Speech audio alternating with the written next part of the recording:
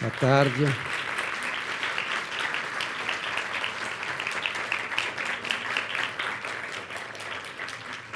Prazer estar aqui com vocês, nessa casa cheia, segunda-feira, meio da tarde. Horário bem ruim esse, né? Mas para falar de um tema que tem me interessado muito, e eu não sei bem porquê, que é o envelhecimento.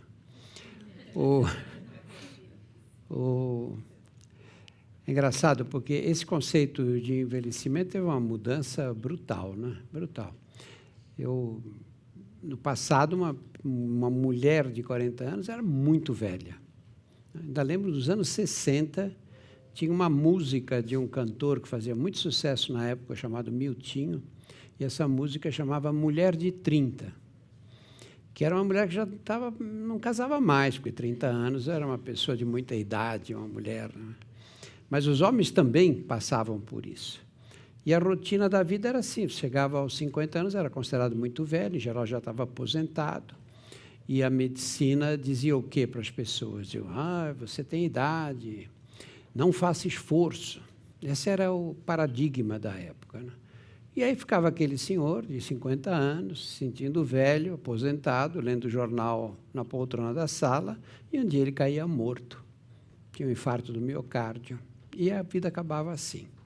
Esse panorama mudou completamente. Quando eu fiz 49 anos, eu vinha vindo pelo centro da cidade, e no lado oposto vem vindo um cara que ficou me olhando. Naquela época eu não fazia televisão, não era conhecido, e ele olhando para mim, olhando, eu devo me conhecer de algum lugar, mas eu não consegui localizá-lo. E aí, quando ele passou por mim, ele segurou meu braço e fez uma pergunta que devia ter uma lei proibindo. Lembra de mim? Isso não devia poder fazer, né? Porque essas pessoas são sádicas. Eles não te dão uma dica. E eles veem que você fica constrangido na hora, querendo lembrar, e eles sorriem, ficam esperando para ver se você lembra deles. Eu, felizmente, depois de bastante tempo, lembrei dele, tinha sido meu colega, nem colega, contemporâneo, no antigo ginásio, eu não o via há mais de 20 ou 30 anos, sei lá. E nessa conversa ali, uma conversa formal, não sabia mais nada dele, nem ele de mim, e quando eu ia embora, ele disse, quantos anos você tem agora? Eu falei, 49. Ele era bem mais velho que eu. Ele disse, o ano que vem, 50 anos. É aí que começa a decadência do homem. Simpático, né? Aí eu eu estava cheio de trabalho, cheio de coisas para fazer, cheio de ideias e planos. Falei, não, como 50 anos? Para mim não vai começar aos 50 anos. E aí tomei uma decisão naquele dia. Essa época eu ia muito para Nova York a trabalho e via as pessoas correndo lá, e Nova York tinha uma maratona.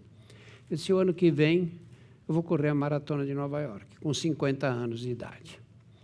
E assim, se eu correr 42 quilômetros, eu não vou me sentir velho. E comecei essa rotina de correr maratonas. E na minha experiência pessoal, eu nunca parei. Talvez isso tenha me mantido... Enquanto eu estiver correndo 42 quilômetros, eu não me sinto velho. E até aqui tem dado, vai chegar uma hora que vai se tornar impossível, e aí vou ter que encarar a realidade, né? Mas eu acho que há uma mudança muito grande nesse conceito da idade e do processo de envelhecimento. A faixa da população que mais cresce hoje é aquela que está acima dos 60 anos de idade. Aqui no Brasil é assim. Nós, acima dos 60 anos, isso é que dá essa confusão de aposentadoria, então, porque tem que mudar, as coisas não podem permanecer quando a expectativa de vida era tão baixa. Então, esse é um fenômeno novo. Não há experiência anterior, não é no Brasil, é na história da humanidade. A expectativa de vida na Europa desenvolvida no início do século XX era de 40 anos, imagina. A expectativa média de vida. E agora nós estamos lidando com expectativas de vida muito superiores a 70 anos. No Brasil, a expectativa de vida é de 76 anos, a média. Imagina, a média. As mulheres vivem muito mais do que nós, não é? Os homens sempre puxam essa média para baixo. E a gente se acha o sexo forte, né? No Brasil, morremos 7 anos antes das mulheres. Pode? 7 anos antes, em média. Deixamos para vocês a casa, o carro, seguro de vida, E vocês vão viajar para a Europa, vão. Algumas não conseguem esconder o ar de felicidade, né? Então, essa mudança desse panorama todo é que nos faz entender o processo de envelhecimento de uma outra forma completamente diferente da anterior. E isso é um fenômeno moderno. E todos nós, quer dizer, eu espero que todos vocês aqui cheguem aos 90 anos bem. E vão ter que se adaptar a entender o que é essa nova velhice, o que são essas pessoas que têm muita idade, mas continuam participantes, continuam vendo o que está acontecendo no mundo, lendo, opinando, falando na internet. Quer dizer, esse é o grande desafio que começa a ser enfrentado agora pela minha geração, mas que será enfrentado pela geração de vocês. E eu vou chamar para a gente fazer essa discussão a doutora Ana Quadranti, que é médica, geriatra, e ela coordena o trabalho do Cora Residencial, que é o Cora Residencial faz uma casa especializada em pessoas de idade. E a dona Zita Quadranti,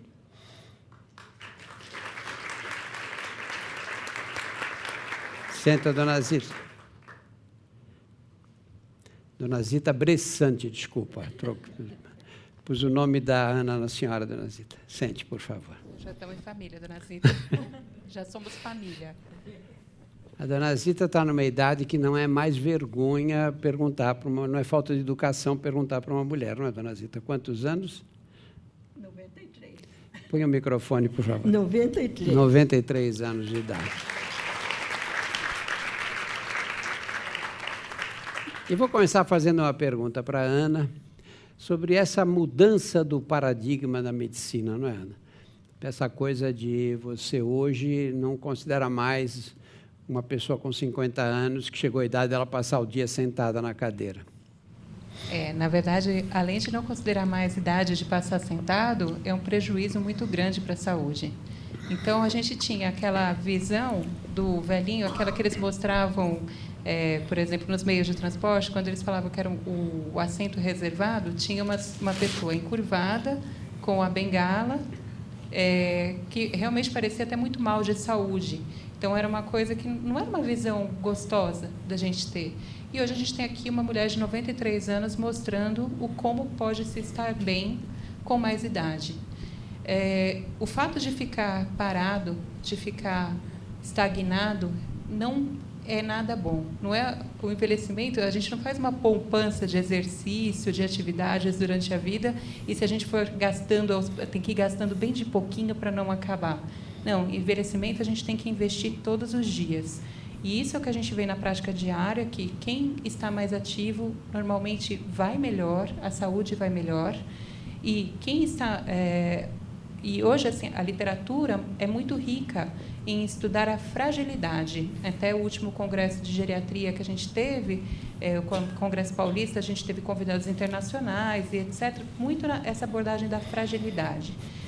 O que é a fragilidade? Todos nós, ao envelhecer, vamos ter mudanças fisiológicas. A gente sabe que o envelhecimento ele dá a gente diminui as reservas funcionais. Mas, para alguns, ela diminui com muito mais intensidade. Então, as pessoas acabam evoluindo com emagrecimento não motivado, com perda de massa magra, com uma fadiga, uma falta de resistência, com dificuldade na caminhada, que se torna mais vagarosa, e, por fim, com incapacidade. E hoje a gente vê que o cidadão que continua ativo, né, fisicamente, que consegue fazer exercício moderado, que consegue se alimentar bem, ele muda o seu perfil hormonal, ele diminui a parte inflamatória que causa essa fragilidade exagerada. Então, a gente tem que continuar ativo, tem que continuar fazendo atividade física. A atividade não é só física, é uma atividade psíquica, intelectual, de comunidade, de convivência, tem que evitar isolamento. Então, não dá para ficar parado. Acho que essa é a grande mensagem que a literatura médica tem nos dado. Há pouco tempo saiu um artigo muito interessante no The New England Journal of Medicine, que é a revista médica de maior circulação, que foi feito com pessoas que chegam aos 50 anos, mulheres e homens. Quanto de expectativa de vida essas pessoas têm? Quanto é a média de sobrevida de quem chegou vivo aos 50 anos? Eles chegaram à conclusão que uma pessoa que chegou a essa idade, que não fume, não dá para fumar. O cigarro reduz a vida de um homem em 12 anos, e a de uma mulher em 10, pelo menos. Então, não pode ser fumante. Que não fumem, que não bebam em excesso, que se mantenham ativos fisicamente, que tenham uma dieta variada, com frutas, legumes, etc., e que não caiam na faixa de obesidade, o que não quer dizer que não esteja um pouco acima do peso, tudo bem, mas não pode cair na faixa de obesidade, que é aquela com índice de massa corpórea acima de 30. As pessoas que chegam nessa situação, um homem de 50 anos tem uma expectativa de vida de mais 38 anos. Então, viver até os 88. Se for mulher, até os 93 anos, exatamente a idade da dona Zita. Não quer dizer que a senhora vai morrer esse ano, dona Zita, pelo amor de Deus. E olha, se vocês vissem... Põe o microfone, dona Zita. Se vissem as pessoas de 100 anos, 101... Chega o microfone próximo, isso. Tem, por exemplo, uma senhora de 97, e tem umas 3 pessoas de mais de 100 anos, lúcidas, completamente lúcidas. A de 97 até anda em cadeira de roda, porque ela diz que é gostoso. Porque eu vi ela andando. Assim. Deixa o microfone assim, dona Zita, senão ninguém ouve o que a senhora fala. Mas eu vi ela andando assim, com aquele andadorzinho. Eu disse, mas o que é isso? Você anda, está fazendo? Mas ela acha uma delícia. Ela disse, eu sei dirigir, isso é muito melhor, para que eu vou ficar de pé? E a senhora, o que a senhora aprendeu nessa jornada toda, até chegar aos 93 anos? O que a senhora aprendeu que ajudou a senhora a encarar o envelhecimento? Mas se a senhora puder falar com o microfone na boca, vai ser ótimo, porque aí todo mundo escuta a dona Zita. Não, eu falo. Vai ficar duro. Mexa a outra mão só, essa senhora... Seria bem prático, eu vou esquecer. Não, eu acho que eu não senti, você sabe, não senti passar esse tempo todo. Primeiro, são etapas na vida da gente, né? Então, eu acho que a gente vai passando de uma etapa para outra, do mesmo jeito que se perguntar para um jovem como é que ele sentiu passar, não sente. Quer dizer, tem gente que diga, ai, que horror, imagine ficar velho, que coisa horrível. Não é, a gente se surpreende quando olha no espelho.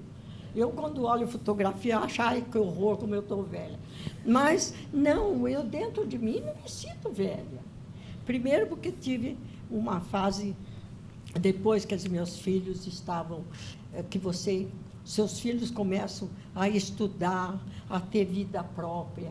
Você começa a não ter, por exemplo, tem empregada, por exemplo. Mamãe não tinha empregada, fazia tudo, não é? Eu já tinha empregada quando me casei, depois de algum tempo tive empregada, no começo também não. Mas depois que a gente tem empregada com filho, e aí a gente vai sentindo uma diferença grande na vida que a gente leva quando fica sozinha. Isso, para mim, por exemplo, eu só não estou em casa, resolvi uma residência de idoso, porque a minha vida ficou muito ativa. Eu fui, depois que os meus filhos foram para ginásio, primeiro a gente senti que eu não podia mais acompanhar os estudos deles, porque não aprendia mais nada, não tinha... Aí formei com Margarida Genevois, nós formamos um local onde as pessoas que estavam nas mesmas circunstâncias gostariam de um conhecimento maior. A gente começa a saber que não está acompanhando a época. Daqui para frente, então, acho que ficar velho vai ser uma coisa horrível. Eu já não consigo manusear o tal do... Como é? Aí, já esqueci como chama. Mas celular? Celular. De modo que essas coisas são diferentes e você tem que aprender. Bom, agora eu aprendo, no dia seguinte esqueço. Ô, Ana, Mas me formei, aí é que eu fui estudar. E me formei em comunicações e trabalhei como produtora e diretora de programas na TV Cultura. Aí me realizei e os filhos ficaram muito contentes com o fato de eu estar trabalhando. Trabalhei até 74 anos. Então, entrei com 45, voltei a estudar, com 50 entrei na cultura e trabalhei até 74. Quer dizer, essa juventude vai trabalhar até 102, 103, 104. muitos podem considerar uma praga isso, né? Ana, a dona Zita mencionou essa coisa da solidão. Fala um pouquinho da solidão e o envelhecimento, Ana. Realmente, eu acho que a solidão, ela é um dos males modernos.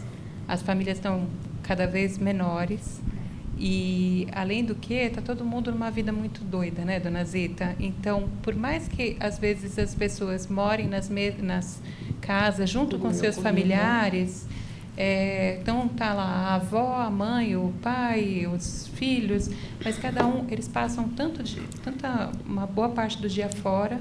Quando chegam em casa, tem as obrigações da casa, tem o celular, né, tem a internet para assistir. Então, o quanto o convívio, às vezes a gente está sozinho dentro do próprio lar. E a solidão tem também muitos estudos mostrando o seu prejuízo, tanto da parte emocional quanto da parte cognitiva, né? Então, a cabeça também se perde. E, quando a gente fala em fragilidade, isso também é uma das coisas que é contemplada, que é o bem-estar social, o bem-estar de viver em comunidade, de estar ativo, de ter pessoas amadas, relacionamentos. Falando de estudos bacanas, assim, tem um estudo da Harvard que eles acompanharam homens, porque eles acompanhavam desde um colégio, eles acompanharam por cerca de 80 anos essa população, e os indivíduos que chegaram aos 80 anos em melhor estado, quando eles falavam assim, que se sentiam bem, que tinham a melhor saúde, o que eles procuraram eram os que tinham os melhores relacionamentos aos 50 anos. Então, acho que isso diz muito, o quanto os relacionamentos influenciam. E também estão nesses modelos de fragilidade, porque ter boas relações, isso com família, amigos, animais de estimação, diminuem hormônios de estresse, diminuem a parte inflamatória e diminuem tanto a cascata da inflamação e da fragilidade, tanto física quanto do sistema nervoso, que estão interrelacionados. Alguma pergunta da plateia? Nós temos microfone nas laterais aqui. Não adianta fazer pergunta sem o microfone, porque ninguém escuta. Alô? Oi. Oi, Drauzio. Oi, Zita e Ana. Eu queria perguntar para a dona Zita se ela, como vocês estão falando, a partir como ela era com 50 anos, se ela tinha uma vida saudável ou se em algum momento ela teve que fazer essa mudança. Se a senhora, aos 50 anos, tinha uma vida saudável ou não era saudável e em algum momento a senhora teve que mudar. Dona Zica, põe o microfone, por favor. Eu vou ficar enchendo a senhora o tempo inteiro, que vai ser um inferno a sua vida. Isso. Pronto. Se eu, aos 50 anos, tinha alguma coisa... Uma vida saudável nesse tempo? Tinha. Fazia exercício? Não fazia exercício porque não dava. Eu morava com sogra, cunhada, sogro, marido e 4 filhos. Deus, e que tinha inferno, que cuidar da casa. Sobrou para reparou, né? Sobrou para a sogra. Criança, aprendia a dirigir, e então tive que levar a criança para cá, a criança para lá. Quer dizer, eu acho que era um exercício sentada, mas era. Depois... Exercício sentado, está cheio de gente aqui. Né? O povo adora. E aí? Mas a senhora fumava, não? Não. Vamos trocar o microfone, por favor. Não, eu nunca fumei. Nunca fumou. Bebia muito? Experimentei, diziam, nunca consegui, por exemplo, como é que chama? Tragar. Não, Não achei muita graça, mas eu acho que o cinema que trouxe a ideia, todas as moças do cinema fumavam. Então, a maioria das moças achava lindo, achava elegante, né? Mas eu não achei graça em cigarro, não. E álcool? A senhora bebia? Um alquinho, sim. O que a senhora chama de alquinho? O que a senhora chama? Mas você não sabe, eu sofro de um mal muito estranho. Eu bebo e não sobe. Conheço gente assim, dona. Conheço muita gente. E quando subiu, foi o maior vexame.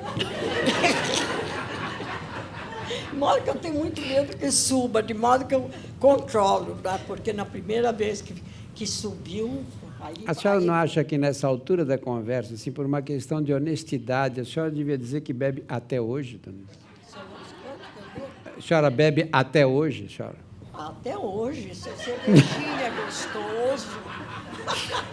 Eu estou numa residência onde chega o microfone. A gente não bebe lá, mas tem um barzinho na frente. Eu pego a minha irmã, que também resolveu morar nessa residência para idoso, e foi comigo, que nós resolvemos em conjunto, né, com empregada que a gente não... Não era para ir juntas para o bar, não, né, Kira? Então, a gente... E o que a senhora bebe no bar?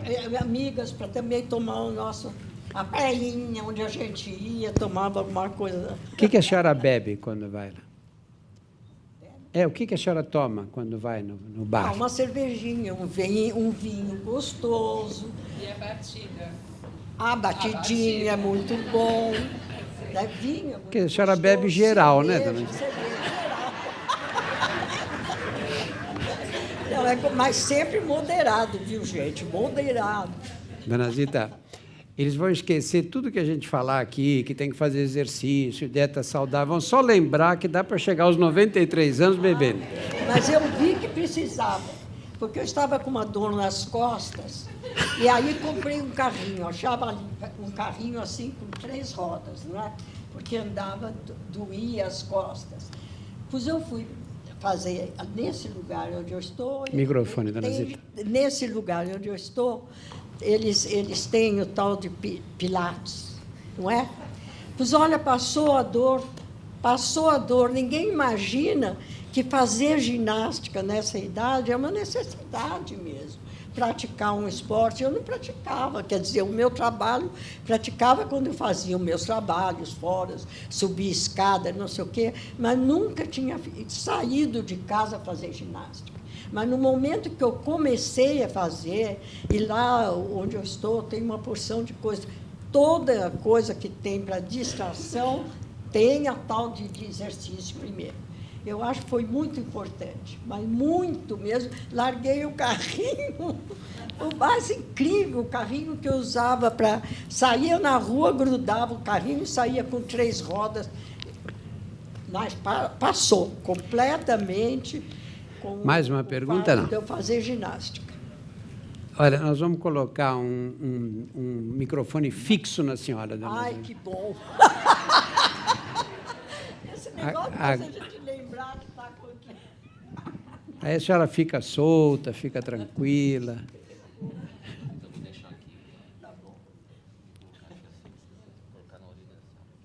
Aí. Mais uma pergunta da plateia? Doutor Drauzio, além da parte física, da parte alimentar, existe um fator que eu percebi que é muito forte nela, o bom humor. É raríssimo ver uma pessoa até acima de 60, 70, com um bom humor que ela tem. Acho incrível a forma dela pensar. Não tem a ver também isso? Acho que a Ana responde, depois vou dizer o que eu penso. Obrigada, Ana. Com certeza tem a ver. Não tem como não imaginar.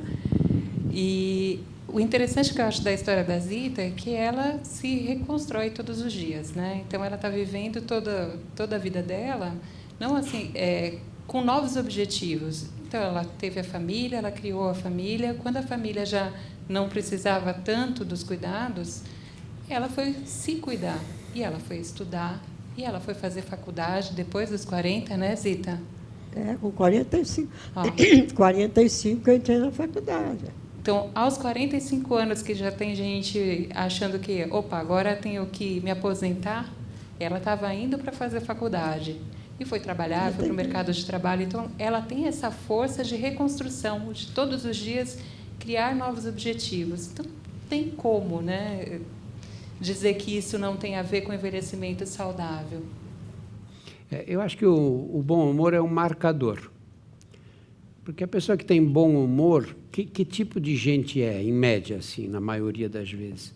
Uma gente que leva a vida com um pouco mais de sabedoria, né? Não leva as coisas tão a sério, sabe que, às vezes, um problema parece grande, depois você consegue resolver devagar. Quer dizer, isso é uma atitude diante da vida, né? Aquelas pessoas mal-humoradas, que estão sempre chateadas, que sempre pensando nas coisas que não deram certo.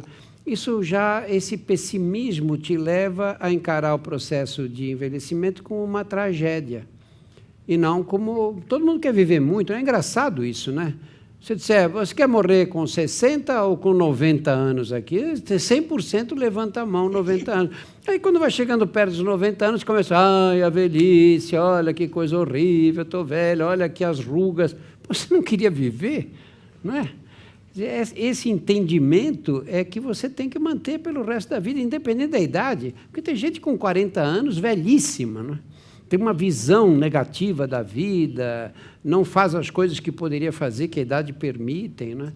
Eu acho que o bom humor é um marcador desse tipo de filosofia de encarar a vida com leveza, não é?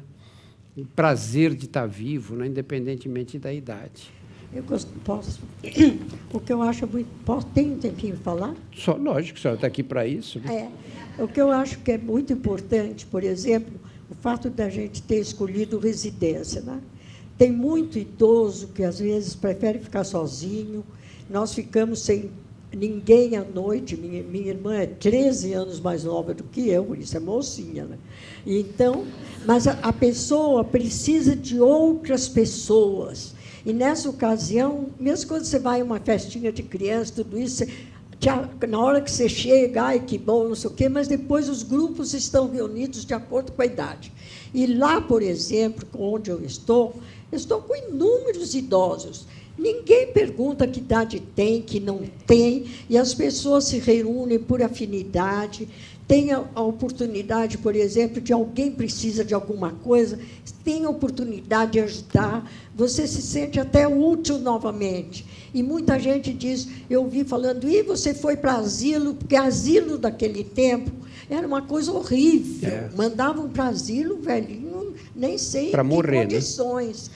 E agora não, eu acho que o idoso precisa sentir que tem um lugar entre idosos. Você, de repente, ou você tem 93, tenho 93, num lugar, ou você tem 93, entendeu? Lá não, você esquece da idade que tem. E encontra as pessoas por afinidade, conversa e se preocupa com o outro. Eu acho que é onde eu mais senti que eu era um ser humano capaz ainda de, até nessa idade, poder estar vivendo assim, dessa maneira, sendo útil. A gente não pode se sentir inútil porque tem essa idade, sabe? Então, existe muita maneira de se viver até 100 anos ou mais, vocês 150. Mas... Ana, nós temos no exterior, todos os países europeus, países desenvolvidos, você tem um grande número de residências de vários tipos, né? Desde aquelas para pessoas acamadas, pessoas que não conseguem se movimentar, até residências que são, na verdade, hotéis ou lugares que você tem, cada um vive na sua casa e tem o apoio básico. Nós estamos um pouco atrasados no Brasil nessa área, não? Eu acho que sim, e acho que ainda existe muito preconceito e muito julgamento. Então, a Zita traz bem essa questão do julgamento. Mas como você foi para lá? Foi por opção. Ela quis conviver com pessoas. Então, a gente tem vários tipos de busca por um residencial. A gente tem o pessoal que busca um residencial porque precisa de mais cuidados. Então, muitas vezes já está tem algum tipo de dependência, precisa de um cuidado especial. Claro. E a gente tem as pessoas que querem conviver, porque ela trouxe bastante isso, conviver com pessoas interessantes da mesma geração, porque eles têm vivências parecidas, eles conhecem as mesmas músicas, sabem dos mesmos filmes, dos mesmos bailes, eles têm papos que são só deles, que eu não conseguiria trazer para eles. Essa é tão importante, tanto a convivência intergeracional quanto a da sua própria geração, né? Isso ela desfruta lá. Mas nós temos ainda muito julgamento. As pessoas, quando pensam, eles muitas vezes procuram soluções intermediárias em casa, tem um desgaste muito maior e, às vezes, um cuidado menor. Então, não quer dizer que o dependente não vá conviver ou o independente não vai ter cuidados também. Tudo isso tem que ser colocado. Então, lá na Cora tem essa preocupação de atividades que mexam com o físico. Eu nunca imaginei que você andasse com o carrinho, viu? Nunca te vi andando com o carrinho, eu te peguei numa outra fase já. Eu empurrava. Eu não sabia não. Então, tem essa coisa pela atividade física, por atividades... rodas de conversa que eles vêm fazendo, dança. As atividades de dança são, assim, as campeãs de audiência, né? Então, é muito bacana. Dona Zita, tem uma pergunta da Júlia Santos, que chegou pela internet, da Juliana Brito. Ela diz: Dona Zita, virei sua fã. Tenho 59, estou com muito medo de me aposentar e virar estereótipo da velhinha, entre aspas, sem fazer nada o dia inteiro. Você tem algum conselho para não bater aquela tristeza? Bom, duas umas. Se ela não quiser ir para uma casa como eu resolvi ir, que está muito gostoso, eu acho que é bailinhos. Tem baile de velho, viu? Eu um dia fui a um ônibus, tinha um senhor assim, tem que proporciona bailinhos assim, dançar. Porque, olha, é muito difícil de fazer. Mas o que tem a ver o senhor no ônibus? No ônibus? Ele é muito velho para mim. Sim. Eu estava achando velho, não é? E ele perguntou para mim: a senhora não dança? Eu digo: eu danço, já dancei muitas vezes. Ele disse: a senhora sabe onde eu vou agora? Eram 3h da tarde. Eu disse: não, eu vou a um baile. Eu disse: não diga, a senhora não conhece, aí me deu o endereço. E é ótimo dançar lá. Deu telefone para a senhora também? Né? Vai ver que eu ia me divertir, né? Tem uma pergunta da Júlia Santos, pela internet também, é para você, Ana. Eu já ouvi dizer que é bom estimular a cabeça na velhice para prevenir demência e outras doenças. Isso é verdade? É bom estimular em qualquer fase da vida, inclusive no envelhecimento. Então, a gente deve fazer isso durante a vida toda, mas não basta sentar e falar: vou fazer palavras cruzadas, porque palavras cruzadas são... Pode ser chato pra caramba, né, Zita? Cá entre nós. Então, a gente tem que procurar atividades que a gente realmente goste.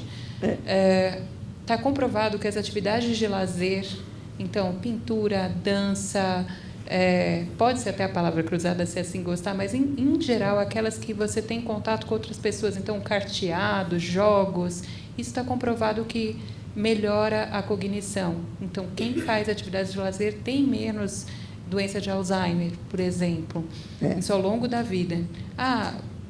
Novas atividades, estimular, a gente fala que isso realmente melhora a parte neurológica. Provavelmente os nossos neurônios fazem mais conexões. Então, estudar, tudo isso é importante. Em todas as fases, não deve ser parado porque se envelheceu. Lógico. Mais uma pergunta da plateia.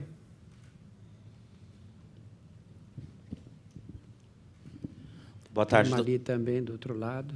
Sim. Boa tarde, doutor Drauzio. Boa tarde, doutora Ana. Boa tarde, dona Zita. Eu gostaria de trazer para o senhor sobre a questão de quando a família ou quem que está destinado a acompanhar esse idoso, ela até falou sobre a questão da solidão, quando essas pessoas não estão, talvez, preparadas para cuidar do idoso e, assim, reprimem os seus lazeres, prazeres e desejos. Eu acredito que a gente não pode dizer isso não é coisa de idoso. Olha a sua idade, você não tem idade para isso. Ah, mas o senhor está com muita libertinagem, não pode ter essa sexualidade tão aumentada, enfim, porque não é coisa de idoso. Talvez isso deixe, não sei, porque eu também nunca fui idoso, então não posso dizer, mas talvez isso deixe essas pessoas, esses idosos, sem vontade de viver, porque talvez ir atrás dos desejos, prazeres, lazer, sonhos, é o que faz a pessoa se levantar todo dia, e se movimentar e se mexer, e se cuidar. Quando a pessoa não quer mais os cuidados, quando a pessoa está nessa situação talvez ele esteja incompreensivo, né? Eu acredito que precise, talvez, as pessoas que estejam ao redor, talvez permitir a pessoa ir namorar, ir no bar uma vez por semana, como a dona Zita vai de vez em quando. Eu acho que são prazeres da vida que não podem ser cortados por conta da velhice ou da situação clínica da pessoa. Gostaria de ter mais um pouco de informação sobre isso. Eu vou aproveitar e emendar nessa pergunta, Ana. Pergunta da Viviane Samuti, que diz: até que ponto um filho de 63 anos, cuidando dos pais com doença de Alzheimer, sem respaldo de um cuidador ou de uma instituição de longa permanência, pode prejudicar o próprio envelhecimento?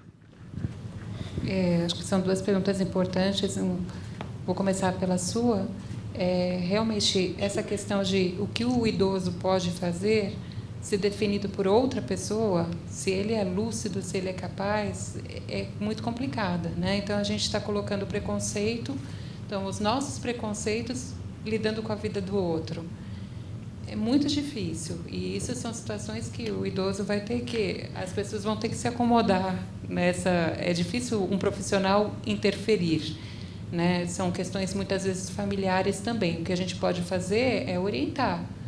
Isso, com certeza, você podar todos os sonhos, você dizer que essa pessoa não pode mais fazer, não pode mais sonhar, não pode mais exercitar, né, sua cidadania e etc., você está cortando parte da vida dele. Então, exato. Então, por mais que a pessoa esteja fazendo isso, tentando o melhor para aquele idoso, ela tem que, em algum momento, entender que não é por aí. Então, pelo próprio contato do idoso, pelo contato dos profissionais, isso demora muita conversa, é muita sessão de terapia, tá? Então, não é fácil para a gente também. Então, o profissional tem que ir levantando com o familiar: olha, mas por que não pode? Vamos tentar um pouquinho? A gente vai muitas vezes aos poucos, porque senão também quebra essa relação. A outra questão é essa do cuidador. Em qualquer faixa etária, cuidar de pessoas dependentes, cuidar de pessoas com déficits cognitivos, né, com doença de Alzheimer, que muitas vezes têm sintomas comportamentais, psiquiátricos da doença, é muito exaustivo. Não sei se alguns já tiveram essa experiência, até com familiares. É uma situação difícil. E, quando você tem já um jovem idoso de 63 anos cuidando, com certeza vai ter repercussão na sua saúde. A gente sabe que existe algo chamado o estresse do cuidador. A pessoa que estiver no cuidado, o cuidador profissional tem menos, mesmo porque, por mais que ele se dedique, ele tem, quando ele acaba o cuidado dele, o tempo de serviço, ele vai para casa e ele tem outras obrigações. O cuidador familiar, ele está totalmente envolvido no cuidado, ele não tem um tempo livre. Então, mesmo quando ele dorme pensando: opa, e se alguém gemeu no outro quarto, e se alguém acordou, isso é hora de trocar. É exaustivo. E, infelizmente, a gente não tem, nem todos têm com quem compartilhar esses cuidados.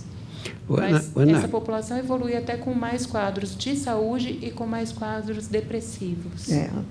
Ana, na mesma linha, o André Trigo, pela internet, perguntou: minha mãe tem 73 anos, está com Alzheimer. Sou filho único e tem ficado cada vez mais difícil lidar com tudo sozinho e ainda conseguir fazer as atividades que tenho. Mas, ao mesmo tempo, me sinto mal em colocá-la numa casa de repouso. Todas as famílias passam por essa contradição, por esse drama. Por esse drama.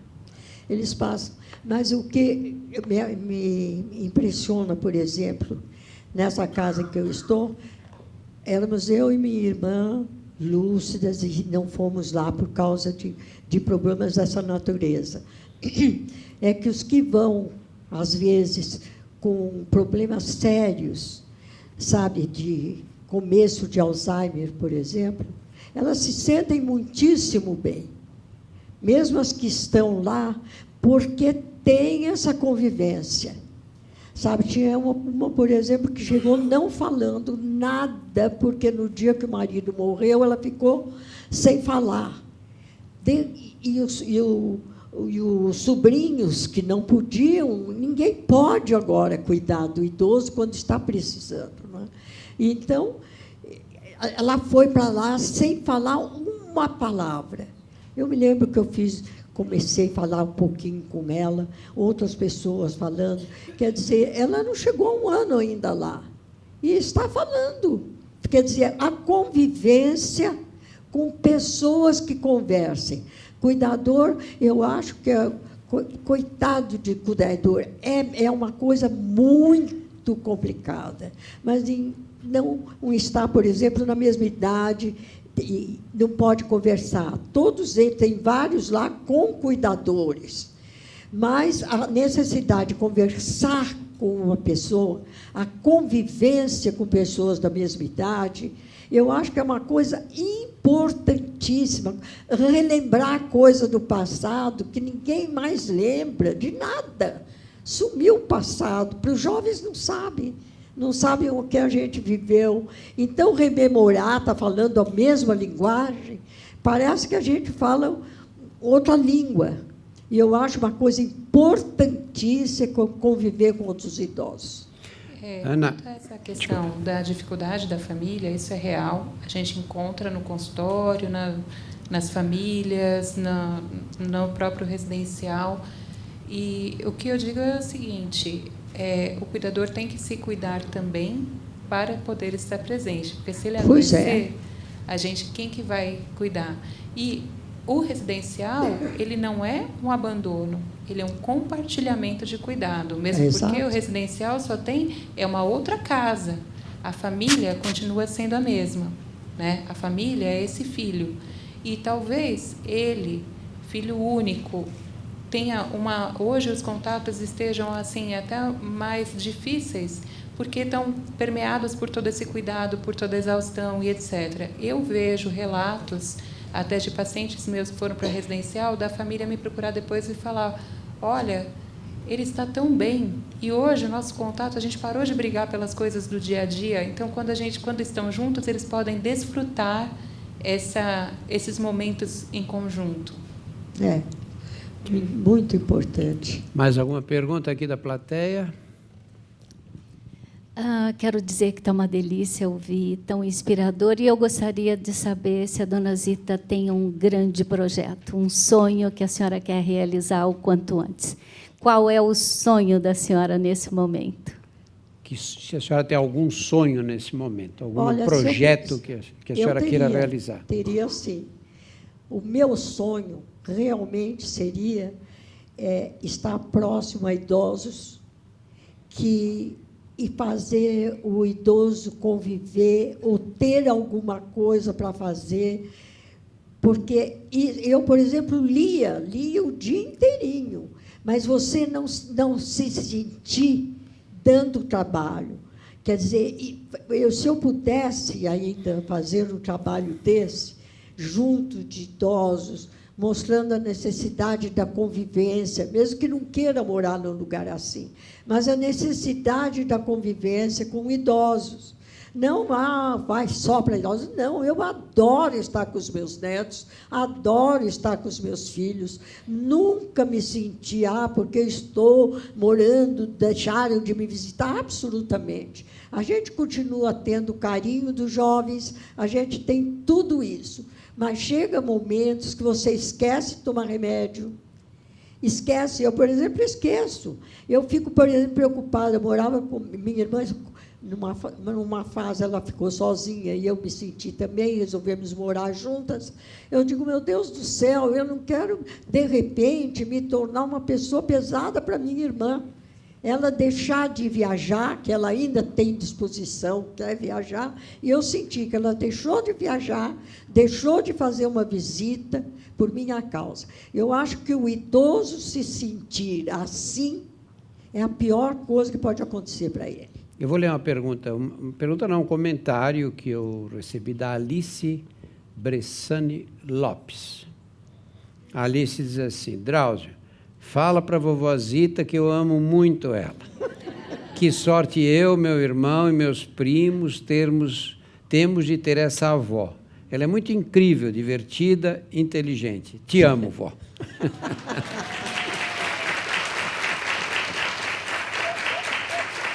Dona Zita, mas se a senhora fosse uma avó chata, o que eu ia receber aqui agora? Pois é. Olha, fazem o que querem, porque a vida está tão diferente, não é, Dr. Drauzio? Nossa, mãe. Olha, tem uma pergunta para você, Ana, que eu acho que é da maior importância aqui. Gostaria que falasse sobre o problema das quedas. Minha mãe tem 87 anos, é muito lúcida e teve 2 fraturas. As quedas são realmente um dos piores problemas aí do envelhecimento, é uma das síndromes geriátricas que tem a maior importância. Inclusive, anos atrás, até o Ministério da Saúde criou o projeto Diretrizes, né? Sabendo que queda realmente é um dos... É o que eles mais contemplam com idosos. Queda, em geral, não é unifatorial. Em geral, ela é multifatorial e não adianta você fazer uma terapêutica só. Ela é super preocupante porque realmente pode levar a fratura, perda de dependência, de independência. Em alguns casos, dependendo da queda, pode levar a lesões mais graves e até mesmo a morte. A gente sabe que uma boa porcentagem dos idosos que quebram o fêmur não volta a caminhar. Então, 1/3 não vai voltar a caminhar. Então, tudo que a gente puder fazer para prevenir é importante. Claro. A gente tem que ver alimentação, a gente tem que ver... tentar fazer exercício físico, provavelmente iniciando com uma fisioterapia para um fortalecimento, até a gente ver se consegue mais para frente passar para uma atividade resistida, a musculação, por exemplo, para melhorar a força muscular. Além disso, você tem que ver as medicações que o idoso está tomando, porque algumas medicações predispõem à queda, né? Então você vai ter que ter um olhar, ver a parte nutricional, porque também não dá para fazer músculo sem estar bem nutrido, então tem que ter um olhar interdisciplinar, né? Então, várias pessoas, em geriatria, em geral, é assim, não tem uma causa única e muitos especialistas têm que se juntar. Então, claro, médico sozinho não faz nada. Médico, fisioterapeuta, nutricionista, enfermeiro, aí sim começa um time a ficar bacana. Aí tem um dado estatístico.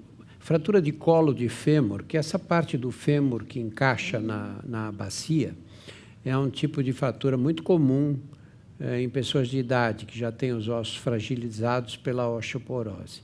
E aí, numa queda, ou às vezes sem a queda mesmo, acontecem essas fraturas. Se você acompanha esses pacientes, ou essas pacientes, durante 1 ano, a mortalidade no primeiro ano é de 50%.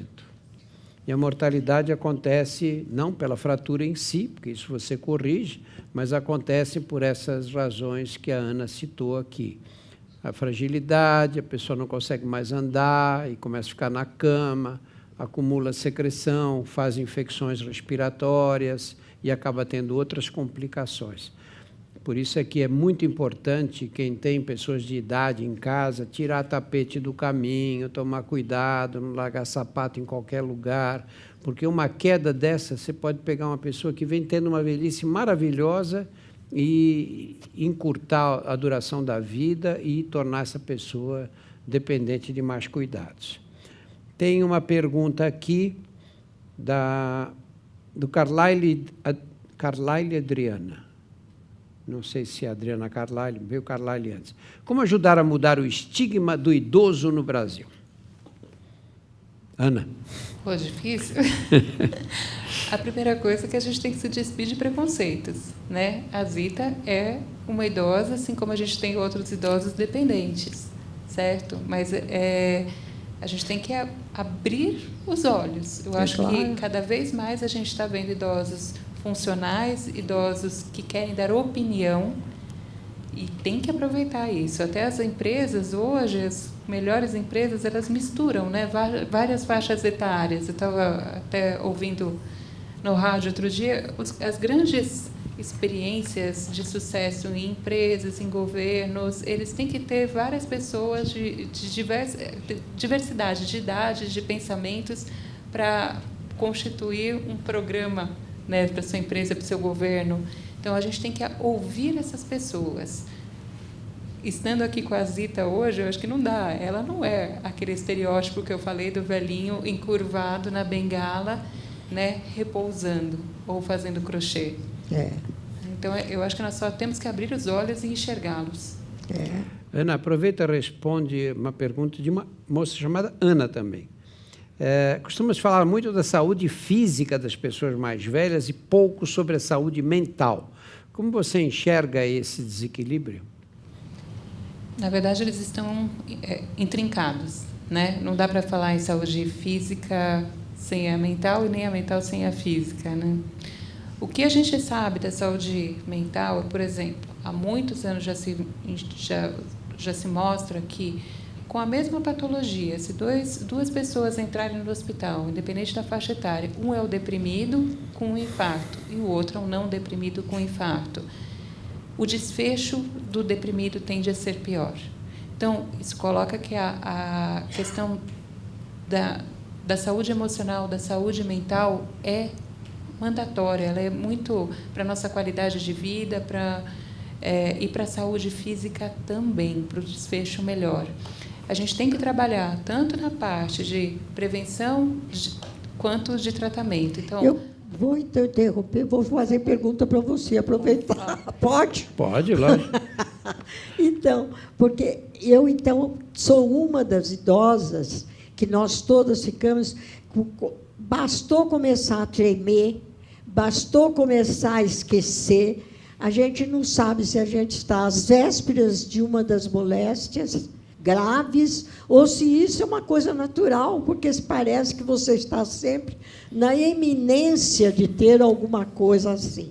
Como é que a gente pode, por exemplo, saber que aquele tremor e que aquela coisa... Como é que é isso? Treme mesmo? Não, tremor não é tão comum, exceto quando você está aqui com o Dr. Drauzio, sabe que está muito ansiosa, sabe? Aí treme mesmo, viu, Zita? É tranquilo. Mas esse tremor assim comum... Não, tudo isso tem que passar por uma avaliação médica, né? Não dá para a gente simplesmente falar, olha, tal sintoma é normal ou não é normal. O que a gente percebe é que também tem uma preocupação muito maior dos esquecimentos. Então, mesmo esquecimento que com 50 anos você nunca deu bola, agora se esqueceu onde colocou o óculos, que eu esqueço sempre, que eu uso lente, tá? Mas o meu óculos eu nunca sei onde está. A gente fica muito preocupado com o envelhecimento, né? Porque é isso que você falou. Será que eu só esqueci o óculos ou será que eu estou com começo de Alzheimer? Não é essa a pergunta? É isso mesmo. Então, a gente fala num esquecimento mais importante quando você começa a ter prejuízo nas suas funções.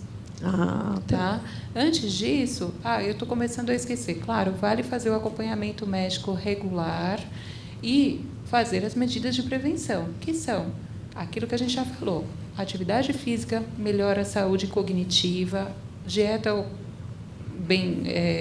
uma dieta equilibrada, o vinhozinho, né, Zita? De vez em quando também pode. Tem muita gente que mostra que isso é saudável. O bem-estar, essa questão do convívio, essa questão de não estar isolado, de ter uma rede de suporte social, tudo isso também ajuda até na fragilidade cognitiva. E o controle de fatores de risco cardiovasculares. Isso é mandatório. Hoje, a gente sabe que os fatores de risco cardiovasculares, então, tabagismo, obesidade, hipertensão, diabetes, colesterol alto, todos eles também aumentam o risco de ter síndromes demenciais, inclusive da doença de Alzheimer, que parece ter alguma questão vascular aí no meio, que a gente não consegue determinar bem. Então, é isso. A saúde mental está correlacionada com o físico o tempo inteiro. Já diziam os antigos, né? mente sã, corpo são. Você acabou de responder também a pergunta da Leila Maria Souza Amorim. Mais uma pergunta da plateia. Vai ser a última, viu, gente? Estamos chegando no final. Doutor Drauzio, boa tarde. Boa tarde. Prazer estar aqui. Obrigado. É assim, eu acho que deveriam haver campanhas institucionais para que se tirassem estigmas, para que se mostrasse o idoso hoje como ele é. Eu trabalho em uma empresa que nós temos várias pessoas com mais de 60 anos e convivemos perfeitamente bem com os jovens de 18, 20, 23.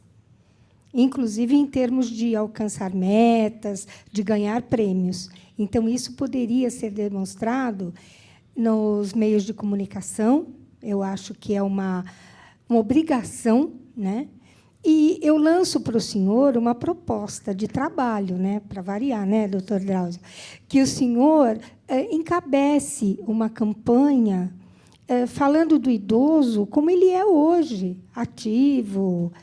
Às vezes nós somos inconsequentes, resistentes a tomar remédio. Tem toda essa dinâmica também de resistência do idoso.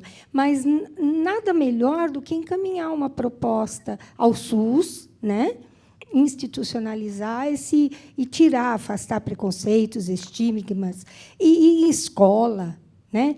Porque o pessoal pergunta para a gente, o pessoal mais novo, mas como é que você consegue, com essa idade, ter esse vigor? Eu falei, então, eu comecei desde o começo, desde os 25, 30, a tomar conta da velhice, né, para não ter problema. Você não fica velho porque você faz 60 anos. Você tem que começar a tomar cuidado desde bem cedinho. Então, a minha proposta de trabalho, doutor Drauzio, para o senhor é essa. Olha, eu de trabalho já estou tão bem, viu? Não, brincadeira.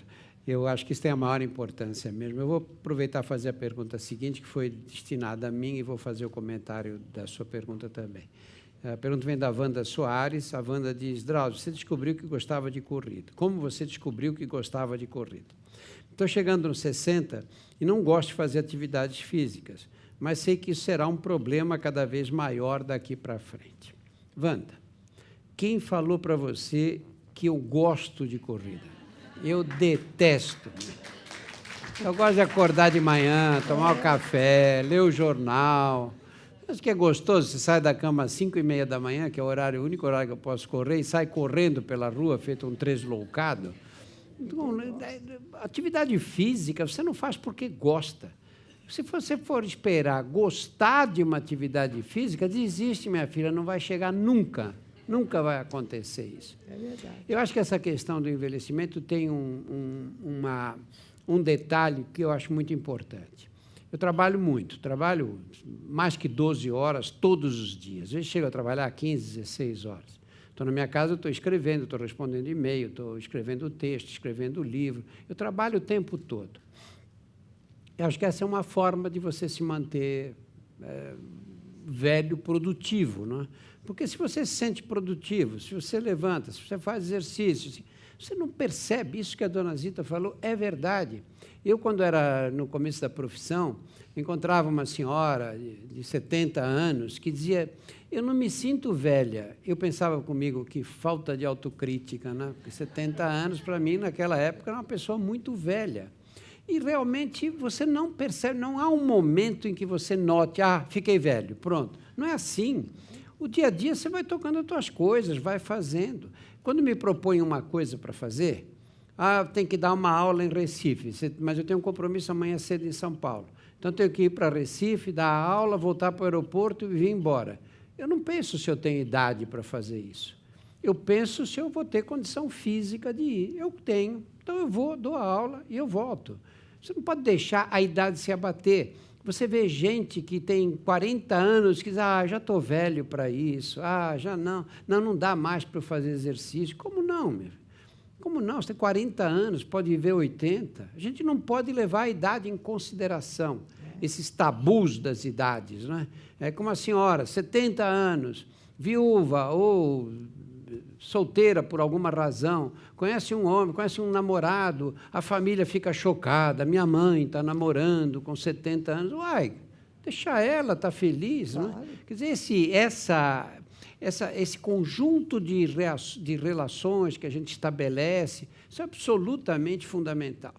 E, à medida que a gente envelhece, a gente tem que prestar atenção nos mais jovens, ver como eles fazem, porque senão você fica um velho chato. Começa a achar que tudo está mal, que está tudo errado, que o país está caminhando no rumo errado. Tudo bem que está, mas não é esse problema nesse momento. Né? Não é? Isso é que não pode. O envelhecimento é um processo natural e tem que ser entendido assim. Não dá para você ter 70 anos e querer ter a aparência de 20. Isso não dá. Mas dá para você ter 70 anos e produzir mais do que você produzia quando você tinha 20 anos de idade. Verdade. Ana, palavras finais suas. Para mim é um grande prazer estar aqui com tanta gente que quer envelhecer bem, né, e quer levar uma boa qualidade de vida para quem a gente ama em casa. Né? Então, foi um prazer enorme. A Zita, para mim, é uma ídola. Dona Zita, e o conselho final da senhora? O conselho final é viver da melhor maneira possível, com os filhos, com os netos, com tudo, mas se tiver vontade de viajar, viaje. Eu tinha tia que foi velha e ainda ganhou o prêmio de ser a mais simpática da viagem, porque não acabam as vontades que vocês, moços, têm. Não acaba. O que precisa é oportunidade. E vocês estimularem quando vocês sentem que o velho pode fazer essas coisas. E não achar que precisa acompanhar. E eu acho que faz um bem o velho poder fazer coisa que moço faz com prazer e que ela sabe que pode. Que não tem um velho que não possa e se mete. Podem ter certeza. Você conhece? Muito obrigado a todos.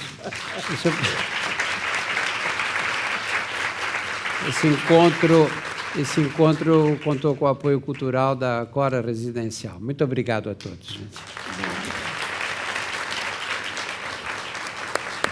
Maior prazer e orgulho de estar aqui, viu? Mas o prazer foi nosso.